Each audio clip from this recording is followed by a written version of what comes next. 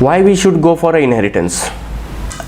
If you want to extend the properties of parent class into a child class is called as inheritance. Okay, so for example, we have a parent class and parent class is having some data like cash, gold, and having a method like public void properties. I want to avail that into a child class. I want to reuse that into the child class. So we have to create a child class and we have to extend by using an extend keyword. Then whatever data declare inside the parent class, that we can access in the child class.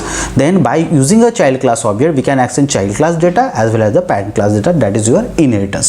So we have 5 types of inheritance in programming. So single level inheritance, multi-level, then hierarchy inheritance, hybrid inheritance, multiple inheritance. But Java support only 3 inheritance: single, multi-level, and hierarchy inheritance. Multiple and hybrid inheritance is not supported by the Java because multiple inheritance is not supported. Why? Because multiple inheritance create the ambiguity issue. What is meant by ambiguity issue? Actually, for example, we are having 2 classes and 2 classes is having the same method like show method, both classes are having, and we are creating the child class. So when we extend these both classes into a child class and when we create object of the child class, so object may get confused which method we can access. So whatever confusable points are there in Java, that is eliminated by the Java. Like for example, pointer we have, it creates the confusion. Okay, so that is also eliminated.